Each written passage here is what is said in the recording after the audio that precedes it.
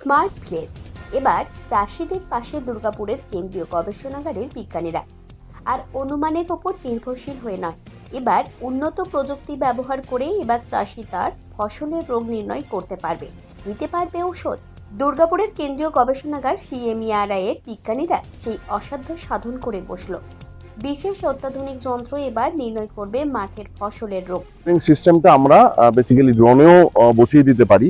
তো বেসিক্যালি এখানে computer vision ব্যবহার করছে। যখনই আপনারা জানেন যে সবুজ গাছ যখন পোকা লাগে, সবুজ হলুদ হয়ে যায়, ব্রাউন হয়ে যায়, বিভিন্ন রকম পোকার এতে।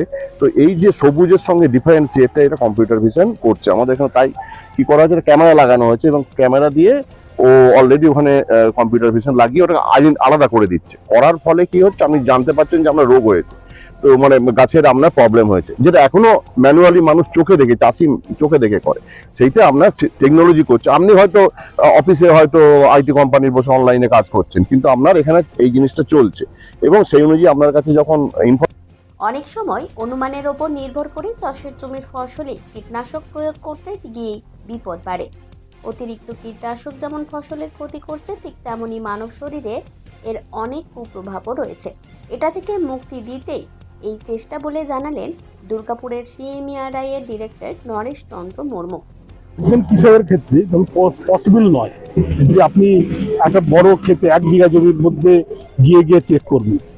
ড্রোনটা যাবে, ড্রোনটা খুব লো কস্ট ড্রোনটা যাবে গিয়ে, এখন দেখছেন যে কস্টটা বেড়ে গেছে, মানে লেবারদের কস্ট।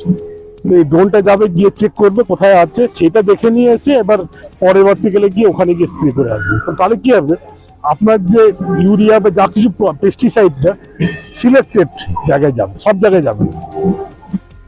নতুন প্রজন্ম আর মাঠমুখী হচ্ছে না। তারা প্রতিযোগিতার বাজারে বুঝে উঠতেই পারছে না গ্রামের পরিবেশ, চাষবাসের কথাটা।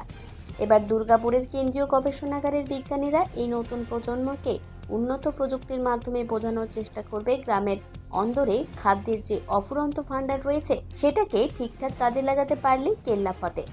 আর যাই হোক, খাদ্যের সংকট তৈরি হবে না। দুর্গাপুর থেকে অনুরাধা সেনগুপ্তার রিপোর্ট, খাঁটি খবর।